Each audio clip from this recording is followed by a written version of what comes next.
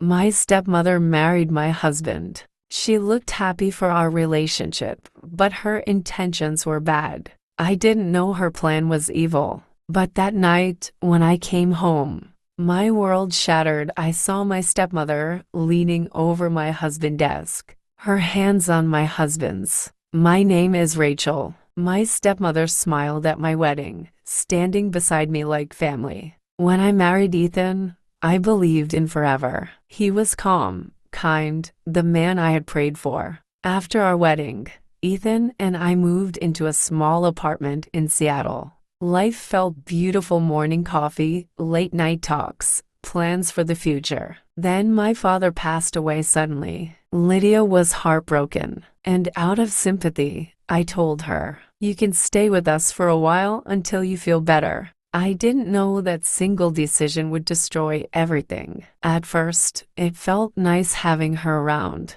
She cooked, cleaned, and talked to Ethan like an old friend. But slowly, things started to feel off. She began wearing more makeup, laughing too easily at his jokes. When I entered, the conversation always stopped. My gut told me something was wrong, but my heart refused to believe it. Then came that night. I had stayed late at work. When I got home, Ethan's office light was still on. I walked down the hall quietly and froze. Lydia was leaning over his desk, her hand resting on his. He didn't move it away. She turned and saw me standing there. For a moment, her face went pale. "Rachel," she whispered, "it's not what you think." But it was exactly what I thought. I walked out without another word. That night, I cried until there were no tears left. The next morning, I found a gold bracelet in Ethan's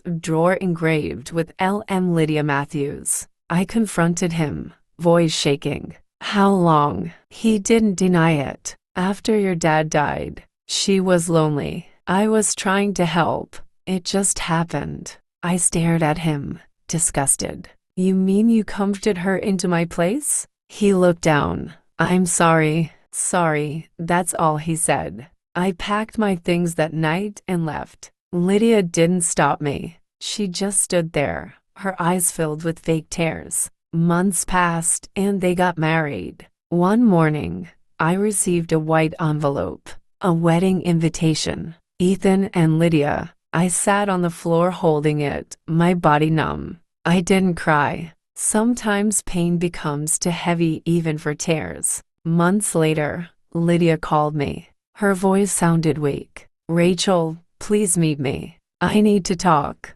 She looked older, broken. The sparkle she once had was gone. "I know you hate me," she said softly. "And you should. But I need you to know it didn't last." Ethan left. He said he couldn't live with the guilt. I stared at her in silence. She wiped her tears. "I lost everything, Rachel. I thought I wanted him, but all I wanted was someone to notice me. I destroyed us both." I took a deep breath. "You didn't destroy me," I said quietly. "You freed me." Then I stood up and walked away. It's been 3 years since then.